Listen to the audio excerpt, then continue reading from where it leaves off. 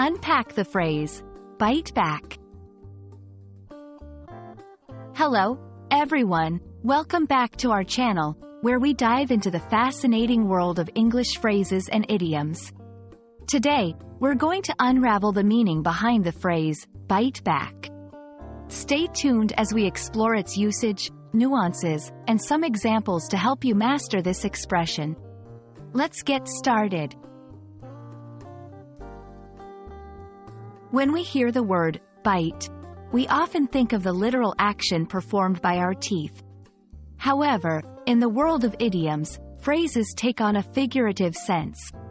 Bite back can also mean to respond sharply or defensively to someone who has been aggressive or critical towards you.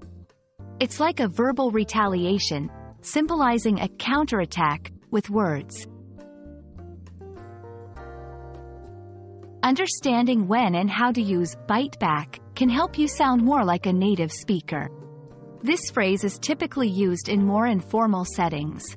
For example, if someone makes a sarcastic remark about your work, and you respond with an equally sarcastic comment, you are biting back. It's all about giving a response that has a bit of a sting to it. Let's look at some examples to see how bite back works in actual sentences. 1. The politician didn't hesitate to bite back at the reporter's challenging questions. 2. After being teased by her brother, Sarah bit back with a witty comeback. 3. The customer bit back when he felt the service was not up to standard. These examples show that bite back can be used in various situations, whether playful, serious, or confrontational. In some cultures, biting back can be seen as rude or inappropriate, while in others, it's a sign of wit and confidence. It's important to understand the social context and the relationship between the people involved when using or interpreting this phrase. Knowing when to bite back and when to hold your tongue is a valuable social skill.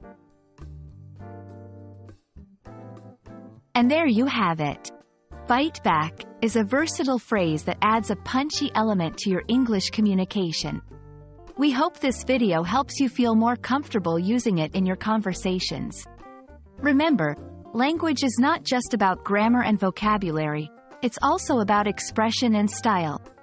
Keep practicing, and don't be afraid to bite back in your next English debate. Thank you for watching, and see you in our next video.